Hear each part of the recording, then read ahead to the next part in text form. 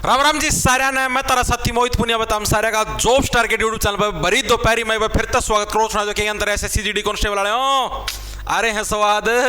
तो भाई जैसा कि आप सभी को पता है आज से यानी कि 18 मई से एसएससी जीडी कांस्टेबल की परीक्षाएं हैं दोबारा से स्टार्ट होगी हैं और आज से क्या नया पैटर्न एसएससी ने फॉलो करना शुरू किया है यानी कि 18 मई से आप लोगों के जो हिंदी के अंदर जो पुलिस शब्दावली आने लग रही थी उसके अंदर क्या कुछ परिवर्तन किया है, ठीक है, और किस तरीके के प्रश्न आप पूछे जाने लग रहे हैं वो प्रश्नों की मैं एक क्लास आप लोगों के लिए लेके आया हूं जिसके अंदर मैं आप लोगों को मोस्ट एक्सपेक्टेड क्वेश्चन बताऊंगा आगे जिनका 19 तारीख को पेपर है या फिर आज भी 18 की तीसरी शिफ्ट के अंदर पेपर, क्योंकि पहली जो दो शिफ्टें हैं उन्हीं के आधार पर मैं आप लोगों के लिए क्वेश्चन लेके आया हूं कि इस तरीके के प्रश्न हैं आपके आने लग रहे हैं, ठीक है। तो जिनका आगे 19, 20, 21, 22 आगे इन दिनों के अंदर पेपर है तो वो साथी इस टाइप के प्रश्नों को जरूर कर जाएं। इसके अलावा जो एसएससी जीडी के अंदर जो नई हिंदी आने लग रही है इन प्रश्नों की मैंने एक मतलब इन क्लासों की मैंने एक अलग से प्लेलिस्ट भी बना दी है एसएससी जीडी हिंदी के नाम से, ठीक है, आप लोग वहां से भी कर सकते हो इनको। इसके अलावा अगर आपको मैथ रीजनिंग भी पढ़ना है साथ के साथ तो आप अपने चैनल को जैसे ही सब्सक्राइब करोगे तो जैसे ही आप प्लेलिस्ट के ऑप्शन के अंदर जाओगे आपको मैथ रीजनिंग की क्लासों की प्लेलिस्ट भी दिखाई दे जाएगी, ठीक है। तो जैसे सिंप्लीफिकेशन हो गया या और भी 2-3 टॉपिक है जिसके अंदर मैक्सिमम बच्चों को दिक्कत थी, ठीक है, आज एक ट्रेन रिलेटेड जो टॉपिक है उसकी क्लास भी आएगी। तो जो साथी अपने डाउट मिटाना चाहते हैं, कंसेप्ट क्लियर करना चाहते हैं तो वो ये क्लासें भी देख सकते हैं। और इन प्रश्नों की पीडीएफ आपको जो अपना टेलीग्राम चैनल है भाई, टेलीग्राम सभी को पता ही जॉब्स टारगेट के नाम से मिल जाएगा। आप लोगों को 2,62,000 सब्सक्राइबर मिले, मेरी फोटो लगी मिलेगी, उसको ज्वाइन कर लेना। उधर आपको इसकी पीडीएफ भर्तियों से रिलेटेड सारी इंफॉर्मेशन रिजल्ट वगैरह सारे उधर ही मिलते हैं। पहला प्रश्न हमारे लिए क्या है, आओ आओ पार्थ आओ।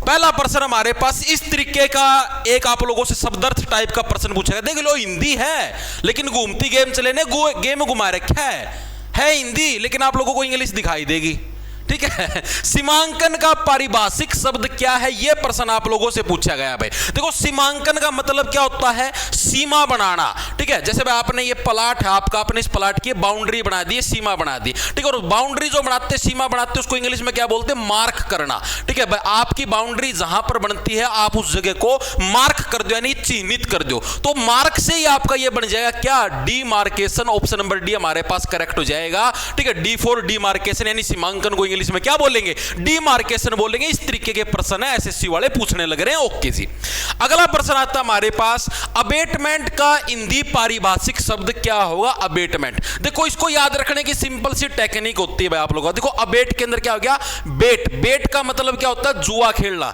जो तुम आईपीएल के अंदर नहीं डेली बेट खेलते हो, ये ले 100 रुपए आज आरसीबी जीतेगी, ये ले 500 रुपए आज पंजाब किंग्स जीतेंगे, ठीक है। तो इस तरीके से जो तुम ये जुआ खेलते हो, जुआ खेलने के लिए तो तुम्हारे पास पैसे ही नहीं है, पैसे होते तो एसएससी की तैयारी के अंदर थोड़े ना घुसते, जुआ खेलते हैं लोग आराम से, ठीक है। तो आपके पास क्या पैसे की कमी है तो अबेटमेंट का मतलब क्या हो जाएगा, कमी। इस तरीके के प्रश्न भी आने लग रहे हैं तो ऑप्शन नंबर ए हमारा करेक्ट हो जाएगा। ओके जी, चीज भी हमारे समझ में आ गई।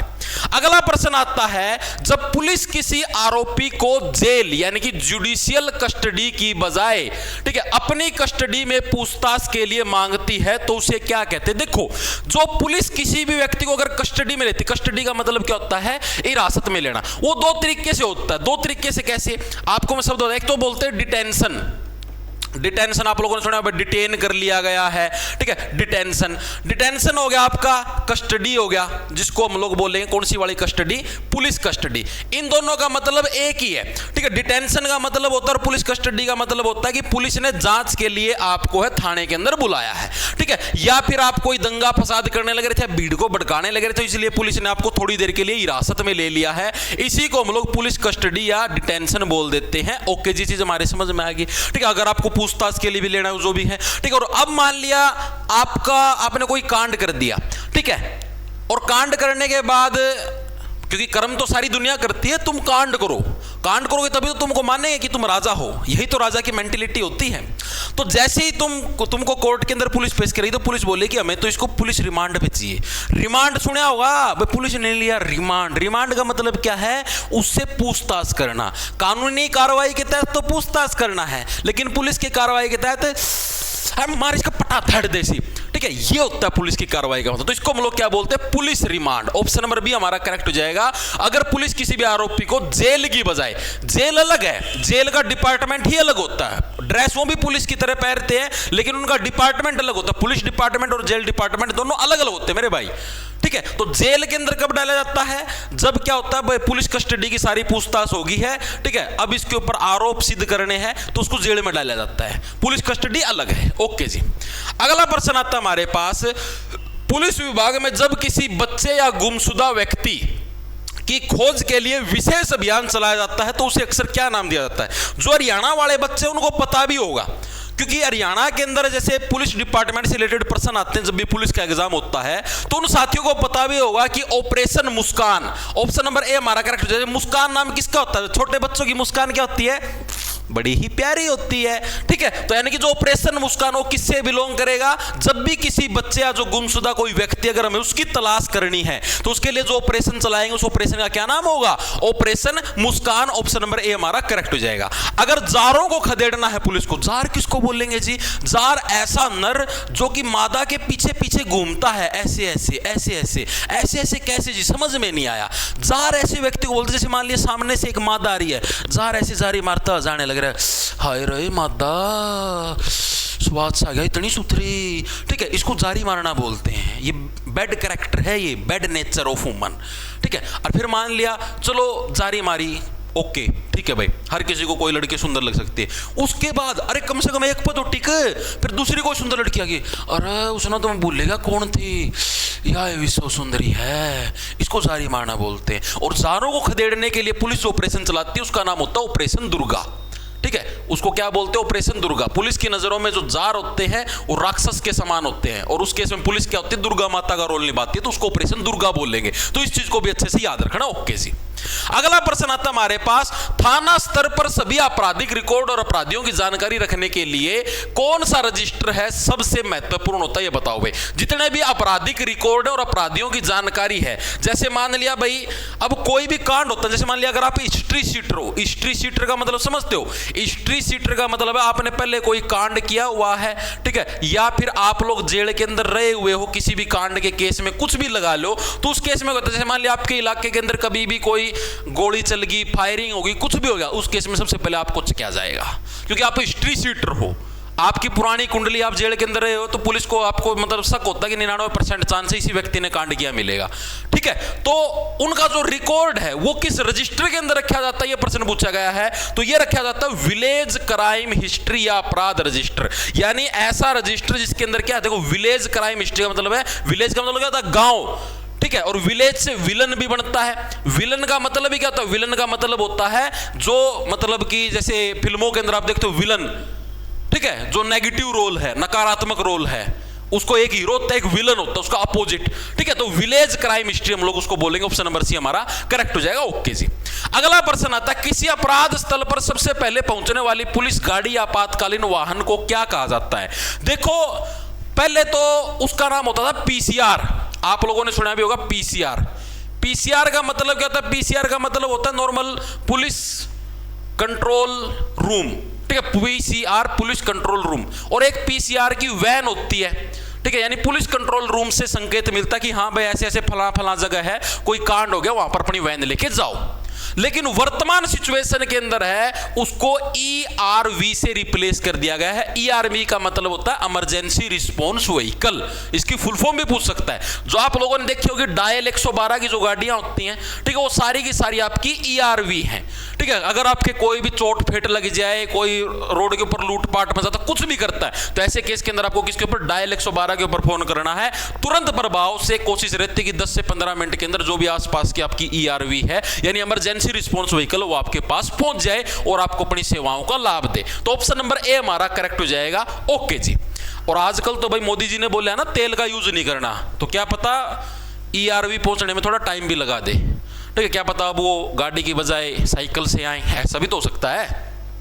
यदि पुलिस किसी वीआईपी या महत्वपूर्ण सरकारी दस्तावेज को सुरक्षित स्थान पर पहुंचाने के लिए सुरक्षा घेरा प्रदान करती है तो उसे क्या कहते हैं भाई? कोई मान लिया कोई वीआईपी, जैसे मान लिया मोदी जी अपने शहर के अंदर आते हैं, किसी भी शहर के अंदर, ठीक है, तो ऐसे केस में भाई बहुत ज्यादा वीआईपी का वीआईपी है, वेरी वेरी इंपॉर्टेंट पर्सन है मोदी जी, तो ठीक है, तो उनकी सुरक्षा के लिए उनको सुरक्षा घेरे के अंदर जहां पर पहुंचाया जाता है, तो ऐसी प्रोसेस को क्या बोलते हैं, उस क्रिया को क्या बोलते हैं? पुलिस कस्टडी बोलेंगे। अरे तुम मोदी जी को कस्टडी में लोगे, नौकरी प्यारी नहीं है क्या?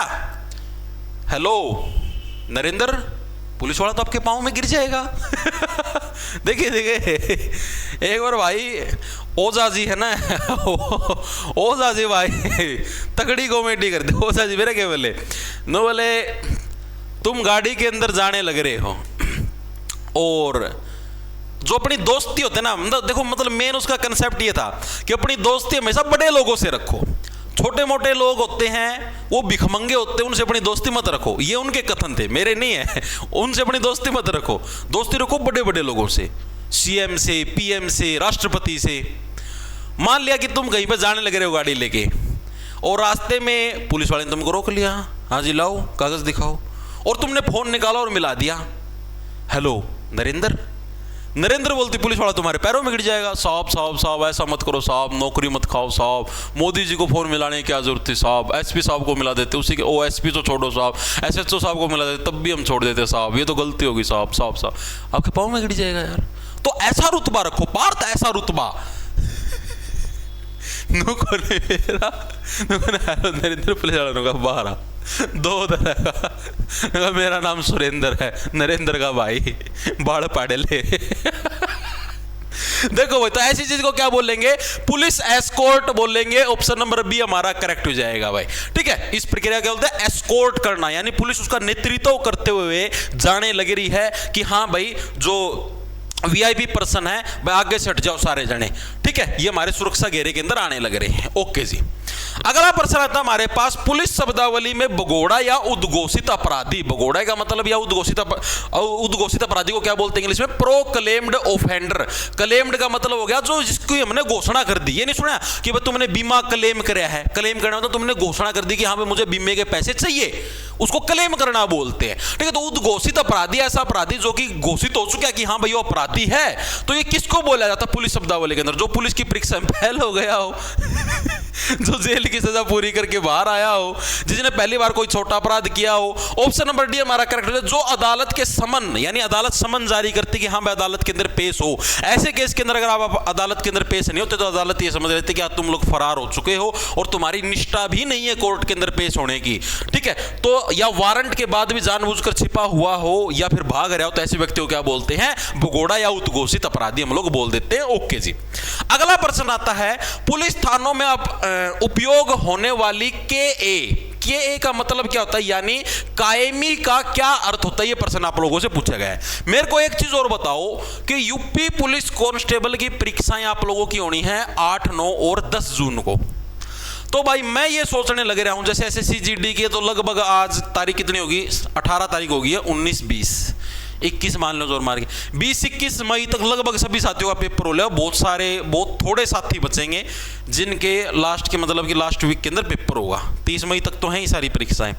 तो मैं ऐसे सोचने लग रहा हूं कि क्यों ना, मतलब ये चीज़ तो ये क्लासेस तो चलेंगी, क्यों ना मैं 21 तारीख से मैं और रविंदर सर जो अपने मैथ वाले सर हैं, हम दोनों आप लोगों के लिए यूपी पुलिस कांस्टेबल के लिए भी एक रिवीजन सीरीज स्टार्ट करें, जिसके अंदर बकायदा हिंदी की टॉपिक वाइज रिवीजन मैं करवाऊंगा, जीके की भी मैं करवाऊंगा। ठीक है, जैसे सबसे पहले मान लिया आपने अलंकार टॉपिक कर लिया या और टॉपिक, इस तरीके से रिवीजन करेंगे। इसके अलावा मैथ रीजनिंग की जो रिवीजन है वो रविंदर सर करवा देंगे। ठीक है, अगर आप लोग बोलो तो डेली 4 क्लासें आप लोगों के मुंह के ऊपर फंका दी जाएंगी। ठीक है, उनको डाइजेस्ट करने का काम आपका होगा, अगर आप लोग इस चीज़ के प्रति बोलो कि हाँ ये चीज़ करवा दो 21 तारीख से, तो आप लोग कमेंट बॉक्स के अंदर बता सकते हो। आगे चलें, देखो क्या है, के यानी कायमी का अर्थ क्या होता है, ये प्रश्न आप लोगों से पूछा है। पुलिस कर्मियों का अवकाश रिकॉर्ड गलत है, कोर्ट से आदेशों का रजिस्टर, थाने के हथियारों की गिनती गलत है। नए मामले या एफआईआर दर्ज करने की आधिकारिक प्रक्रिया, उस प्रोसेस को क्या बोलते हैं, के यानी कायमी बोलते हैं। जब भी आप किसी व्यक्ति के ऊपर एफआईआर दर्ज करते हो, कोई भी नया मामला आपके थाने के अंदर आने लग रहा है, तो जब आप मामला दर्ज करते हो तो इस प्रक्रिया को क्या बोलते हैं, इस प्रक्रिया को के बोलते हैं या फिर इसको कायमी के नाम से जानते हैं। ओके जी, अगला प्रश्न आता है हमारे पास, पुलिस थानों में माल खाना का उपयोग किस कार्य के लिए किया जाता है। जहां पर माल आपका जब्त किया हुआ माल जहां पर रखा जाए उसको माल खाना बोल देंगे। अरे आपने जो भी माल जब्त किया है उसको जिस जगह पे रखा जाएगा उसको माल खाना बोल देंगे, सिंपल, गाल पे डिंपल। और जिसके अभी भी ये बात समझ में नहीं आई उसके पिछवाड़े पे होंगे बड़े बड़े पिंपल, जब भी वो बैठेगा वो फूटेंगे। ठीक है, दर्द होगा। तो अपराध से संबंधित जब्त की गई संपत्तियां और साक्ष्यों जैसे हथियार, वाहन आदि को सुरक्षित रखने के लिए, ठीक है, जिसका उपयोग है उसको क्या बोलते हैं, उसको हम लोग माल खाना बोलते हैं। जैसे आप लोगों ने देखा हुआ, कोई भी एक्सीडेंट हो गया, ठीक है, दो गाड़ियां आपस में भिड़ी, दोनों ने पुलिस में केस कर दिया, तो दोनों गाड़ी थाने के अंदर जब्त रहेंगी भाई, ठीक है। और इसको क्या बोले, इनको हम लोग माल खाना बोलेंगे। सारा जो माल हो हमने जब्त करके यहां पर रख रखा है। ओके जी। अगला प्रश्न आता है हमारे पास, पुलिस द्वारा किसी मामले में अंतिम रिपोर्ट या फाइनल रिपोर्ट है कब लगाई जाती है? भाई अंतिम रिपोर्ट है जी हमारा, अब मतलब हमारे बस का ये सिस्टम नहीं रहा, ये अंतिम रिपोर्ट है जी जज साहब, ठीक है। अब आप ही इस चीज को संभालोगे, ठीक है। अंतिम रिपोर्ट का मतलब क्या, जब पुलिस वाले इस चीज की घोषणा कर दे कि भाई अब ये केस हमारे बस का नहीं रहा, ना तो हमें आरोपित के खिलाफ कोई प्रूफ मिले, ना हमारा इतना ब्योत कि हम लोग इसके खिलाफ चार्जशीट दायर कर सके, ठीक है, ना हमें इसके खिलाफ कोई गवाह मिला, तो ऐसे केस को इस प्रक्रिया को क्या बोले, इसको बोलते हैं अंतिम रिपोर्ट या फाइनल रिपोर्ट। यानी जब जांच में आरोपी के खिलाफ कोई ठोस सबूत या साक्ष्य नहीं मिलता तो उसको हम लोग क्या बोलते हैं, अंतिम रिपोर्ट या फाइनल रिपोर्ट, जो कि क्या पुलिस वालों को कोर्ट के सामने पेश करनी होती है। ओके जी, चीज भी हमारे समझ में आ गई। अगला प्रश्न आता है, पुलिस बल में सबसे छोटा राजपत्रित अधिकारी का पद कौन सा होता है? बड़ा ही अच्छा और प्यारा प्रश्न पूछा गया है पार्थ, बहुत ज्यादा प्यारा है, बताओ। ओहो, ये आसमान में रहने वाले आज धरती पे कुकर, मैं तेरी खातिर आई सू हेरा रा। बता दे आंसर, खातिर तो मैं बता दूंगा किस खातिर आई है।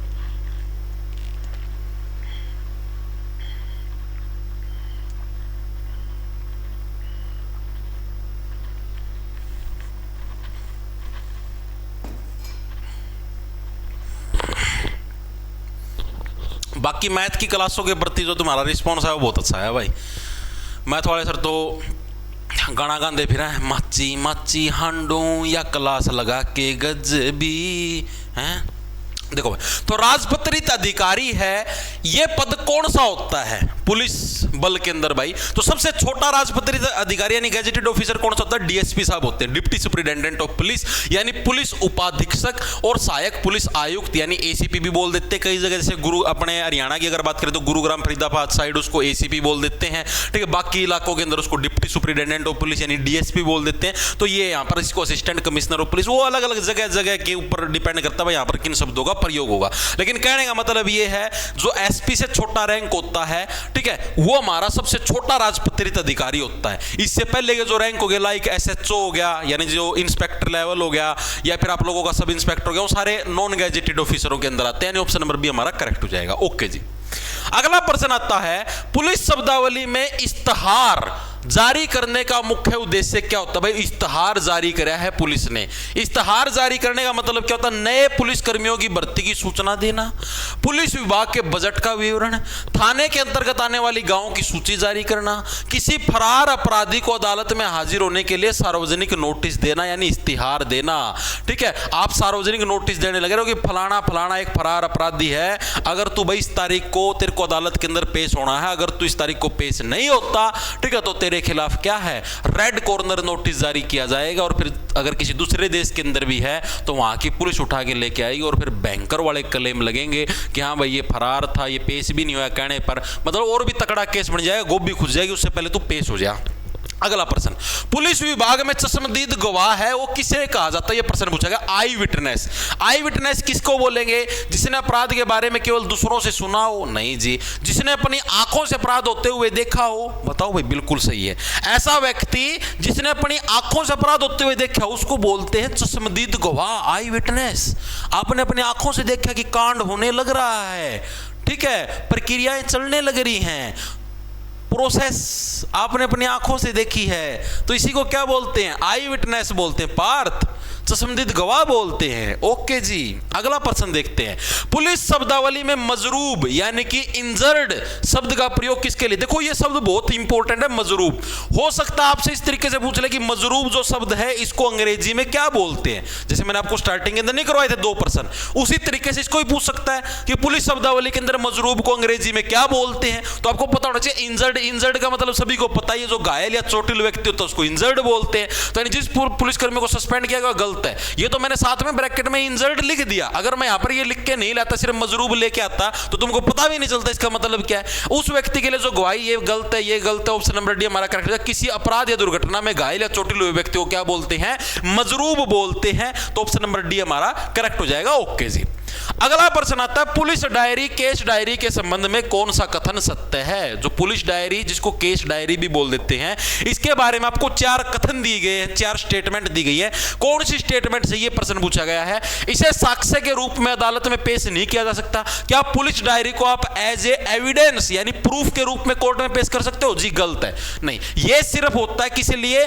थाने के अंदर आपकी एंट्री एग्जिट, आपने कोई केस चलाया है, उस केस के अंदर आपने कैसे कैसे कार्रवाई करी, वह सबसे पहले आपने प्रूफ इकट्ठे करे, सबसे पहले आपने गवाह बुलाए, वो जो प्रक्रिया होती है, वो सारी प्रक्रिया जहां पर लिखी जाती है उसको हम लोग बोलते हैं केस डायरी।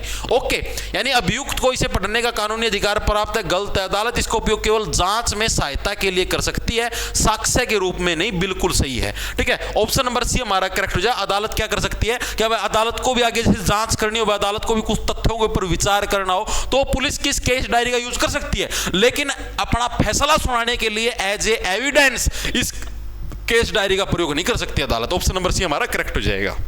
अगला प्रश्न, पुलिस शब्दावली में बंदी प्रत्यक्षीकरण यानी हैबेयस कॉर्पस, इसको क्या बोलते हैं? हैबेयस कॉर्पस का अर्थ क्या होता है? ये प्रश्न पूछा है।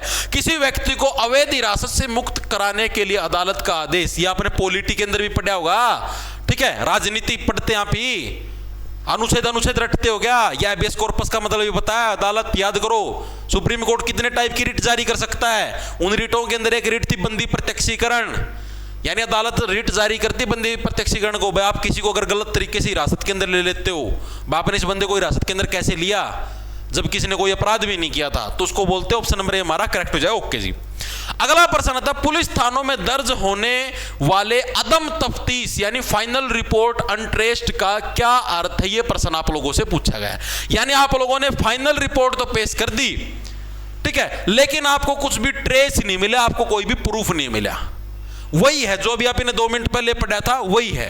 फाइनल रिपोर्ट नहीं पेश करते, मैंने बताया था पुलिस शब्दावली के अंदर फाइनल रिपोर्ट किसको बोलते हैं। कोर्ट के अंदर जाके पुलिस वाले कहने लगे रहे हमको तो कोई इसके खिलाफ प्रूफ ही नहीं मिले, ठीक है। तो वही ये है, अपराध तो हुआ है लेकिन बहुत कोशिशों के बाद भी आरोपी का पता ही नहीं चला। इसको क्या बोलते? इसको बोलते अदम तफ्तीश।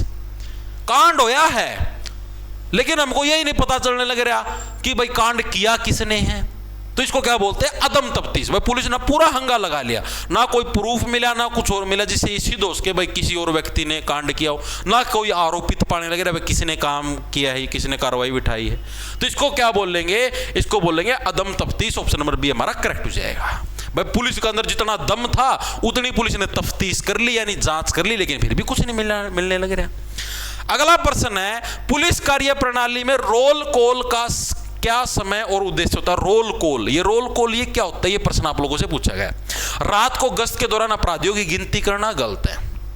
अगला, सुबह और शाम को पुलिस कर्मियों की उपस्थिति दर्ज करना और ड्यूटी बांटना, इसी को रोल कॉल बोलते हैं, ठीक है। बस सुबह शाम को जो पुलिस वालों की जो अटेंडेंस लगती है कि हाँ भाई आज कौन प्रेजेंट है, कौन एब्सेंट है। इसके अलावा जो उनको ड्यूटी आवंटित की जाती है कि हाँ भाई आज आपको नाके के ऊपर ड्यूटी करनी है, आज आपको उधर मतलब कि जो है कि बोले अगर जो पेट्रोलिंग करनी है उसके अंदर आपको ड्यूटी करनी है, आज वहाँ पर अपराधी को गिरफ्तार करने जाना, तो इसको क्या बोलते हैं? इसको रोल कॉल बोलते हैं। ऑप्शन नंबर बी हमारा करेक्ट हो जाएगा। ओके जी।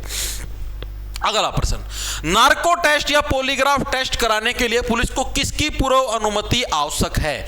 नार्को टेस्ट या पॉलीग्राफ टेस्ट, दोनों के दोनों। देखो नार्को टेस्ट तो होता है नशे के लिए, नार्कोटिक्स डिपार्टमेंट होता है, आपने नशा किया है नहीं है उसको बोलते हैं नार्को टेस्ट, ठीक है। पॉलीग्राफ टेस्ट आप झूठ बोलने लग रहे हैं, नहीं बोलने लग रहे, तो ये दोनों टेस्ट अगर आपको करवाने तो इसके अंदर 2 बंदों की सहमति की जरूरत होती है।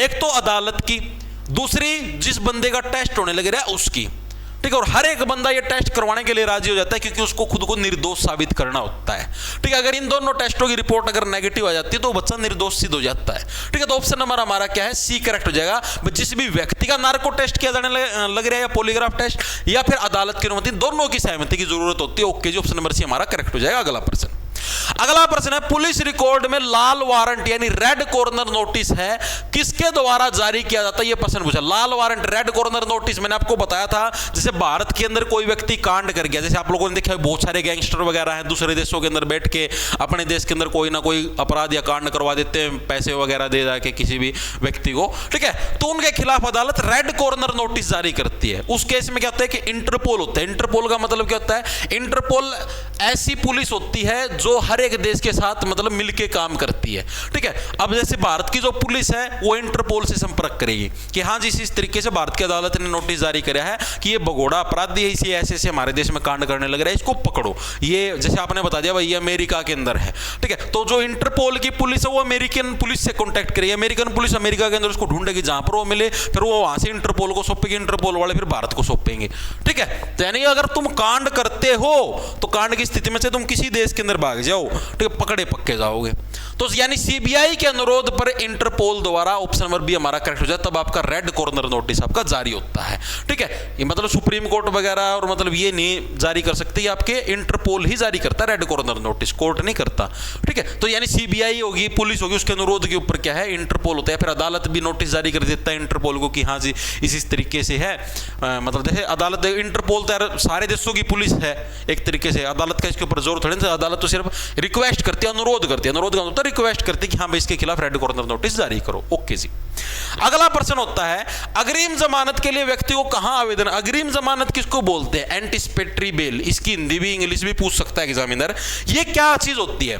जैसे मान लिया तुम्हारे खिलाफ किसी ने एफआईआर कटवा दी और तुम कोई फेमस हस्ती हो, ठीक है, या फिर तुमको तुम्हारी समाज के अंदर थोड़ी बहुत इज्जत है, तुमको ये लगता है यार गिरफ्तार हो तो बेइज्जती हो जाएगी यार समाज के अंदर, तो उस केस के अंदर जैसे तुम बोल दो अदालत के अंदर जाके, जैसे तुमको पता लगे पुलिस तुमको गिरफ्तार करेगी, तुम पहले से अदालत के अंदर चले गए अपने वकील को लेके और तुम बोल दो कि जज साहब ऐसे ऐसे मेरे खिलाफ एक मामला दर्ज होया है, ठीक, मतलब आपका वकील बोलेगा, और मैं इस बात की गारंटी देता हूं कि मैं ना तो कहीं पे फरार होऊंगा, जब भी पुलिस वाले मेरे को बुलाएंगे जांच के लिए या फिर मेरे से पूछताछ करने के लिए, कुछ भी काम के लिए या फिर कहीं पर भी निशानदेही करवानी है, जो भी करवाना है उसके लिए जब भी पुलिस वाले बुलाएंगे मैं हाजिर हो जाऊंगा थाने के अंदर, प्लीज मुझे गिरफ्तार ना करने का आदेश दिया जाए, ठीक है। तो इसको बोलते हैं एंटिसिपेटरी बेल, ठीक है। और अगर आपने जैसे छोटा मोटा कांड कर दिया, मतलब कोई इतना भयंकर अपराध कौन कर रखा है, किसी का खून खान कौन कर रखा है, छोटा मोटा आरोप लग रहा है, तो उस केस के अंदर अदालत आपको एंटिसिपेटरी बेल दे भी देती है, क्योंकि आप एक फेमस हस्ती हो, कहां पर भागोगे, यहीं पर रहना है, कहीं पर भी जाओगे जनता ही पहचान जाएगी, पुलिस वाले तो वैसे ही पहचानने,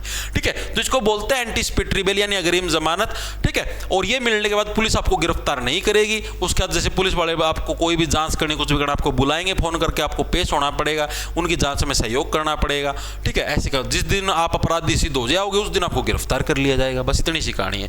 केवल स्थानीय पुलिस थाने के अंदर गलत है, डीजीपी गलत है, सिर्फ हमारे जो 70 न्यायालय, सेशन कोर्ट है या हाई कोर्ट है या फिर सुप्रीम कोर्ट है, वहां पर आप लोग है अग्रिम जमानत के लिए आवेदन कर सकते हो। ऑप्शन नंबर सी हमारा करेक्ट हो जाए। ओके जी।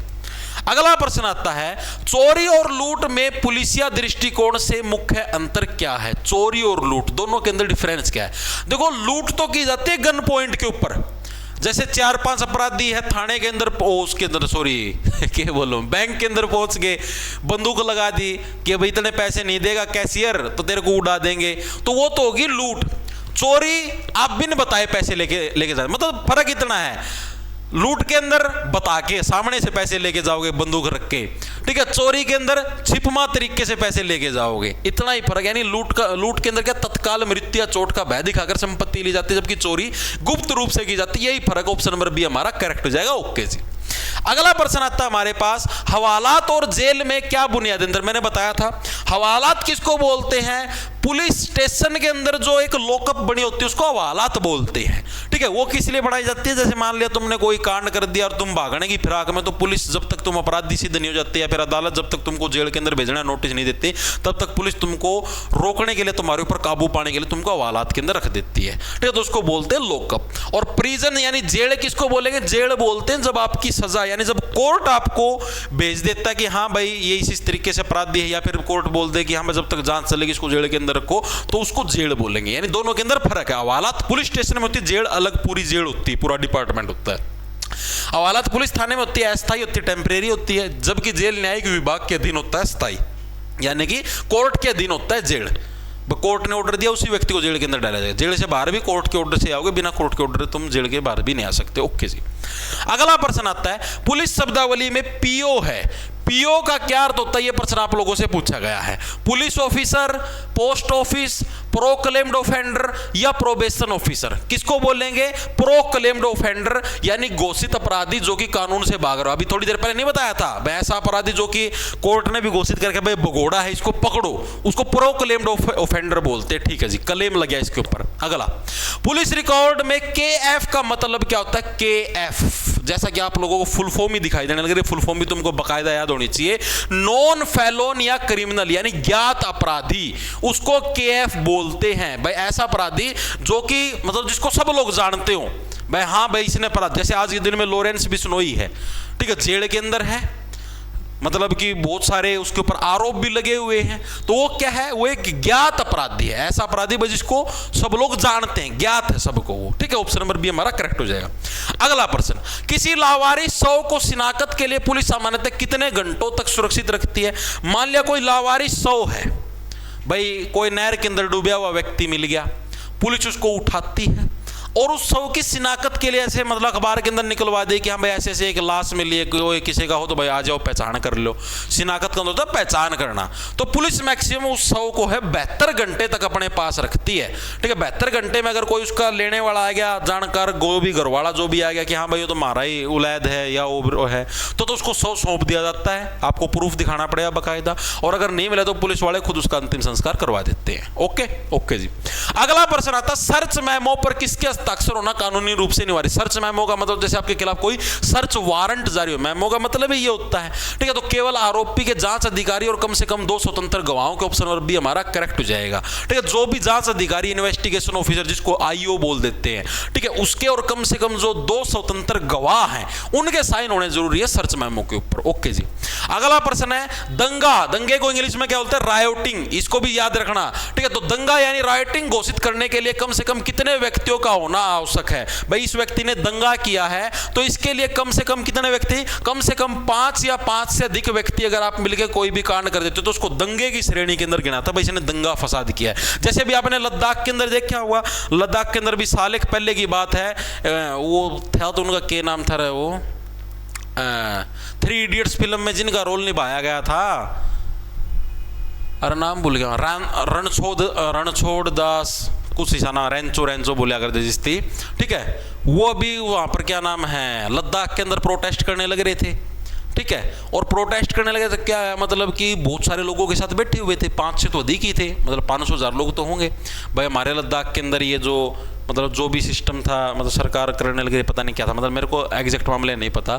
तो उस केस के अंदर भाई वो उधर आंदोलन करने लग रहे थे, तो कुछ लोगों ने क्या था, बीजेपी का कार्यालय जला दिया लद्दाख के अंदर। भीड़ उगर होगी भाई, उनकी बात नहीं माने जाने लगे, 14-15 दिन से भूख हड़ताल पे पड़े थे।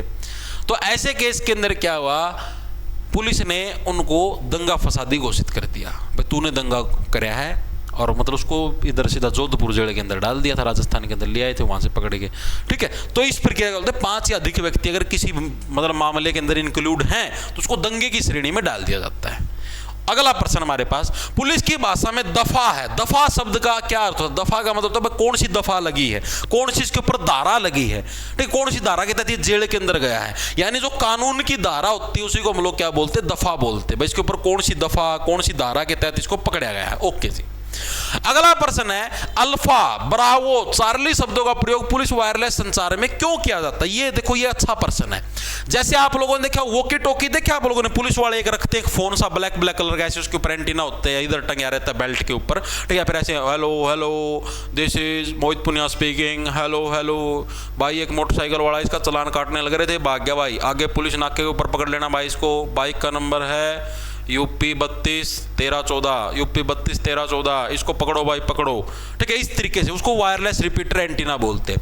अब उसके अंदर आप लोगों ने देखा कई बार शब्दों का प्रयोग होता है अल्फा, ब्रावो, चार्ली। ये किस लिए होता है, ताकि जैसे कई बार ए बोलते, जैसे मान लिया भाई बाइक का नंबर है यूपी 32A, तो अब कई बार क्या होता है, ए सुनने में हो सकता है मिसअंडरस्टैंडिंग हो जाए, तो ऐसे केस के अंदर हम लोग क्या बोले, यूपी 32 अल्फा, ठीक है। यूपी 32 अल्फा, अल्फा का मतलब उनको ट्रेनिंग में सिखाया जाता है, अल्फा का मतलब ए होता है, बी से मतलब ब्रावो, ब्रावो का मतलब बी होता है, चार्ली का मतलब सी होता है। तो यानी अंग्रेजी अक्षरों ए बी सी को स्पष्ट रूप से बोलने और सुनने में होने वाली गलती को रोकने के लिए ए बी सी यानी अल्फा ब्रावो चार्ली का यूज किया जाता है। ओके जी।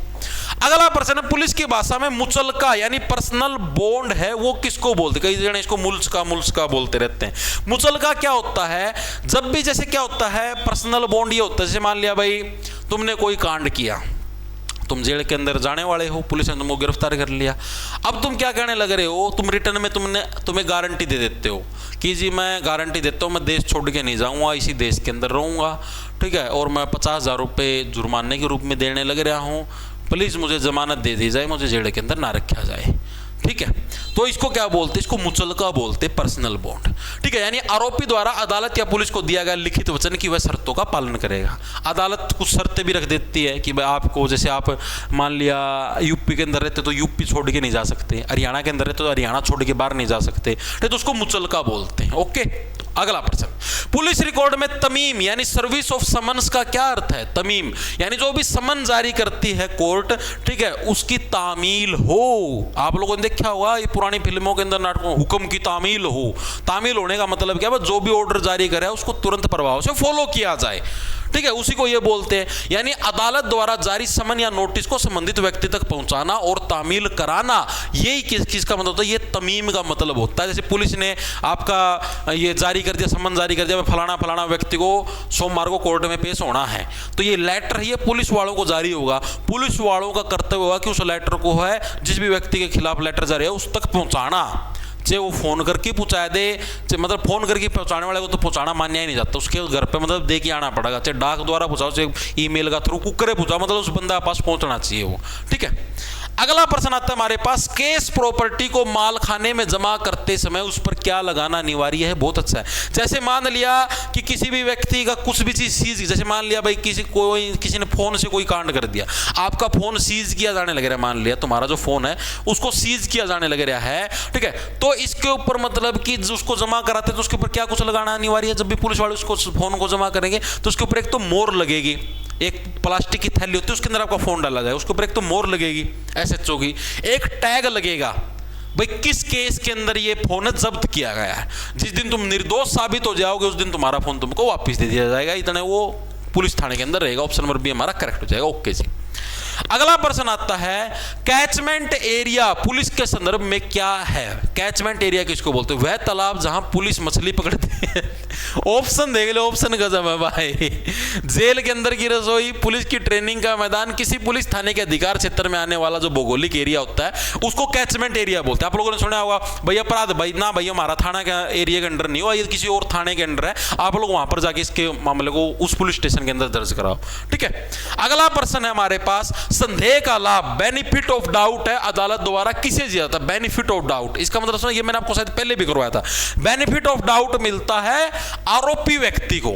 ये क्या होता है बेनिफिट ऑफ डाउट? जैसे मान लिया भाई किसी ने किसी की पिटाई कर दी, 4-5 लोगों ने मिलकर किसी एक बंदे की पिटाई कर दी, उसने केस दर्ज करवा दिया, पुलिस वाले गिरफ्तार करेंगे। तो ऐसे केस के अंदर पुलिस वाले भी 100% श्योर नहीं है कि यही बंदे हैं क्या जिन्होंने इसकी पिटाई करी। वो तो सिर्फ ये कहने लग रहे हैं कि हाँ भाई इस बंदे ने शिकायत करी, यही 5 बंदे हैं। अब पुलिस वाले उनके खिलाफ प्रूफ ढूंढेंगे, पुलिस का काम है इनको दोषी साबित करवाना, सारा सिस्टम करना। ठीक है, तो पुलिस वाले प्रूफ ढूंढेंगे कि हाँ भाई यही बंदा था या नहीं था।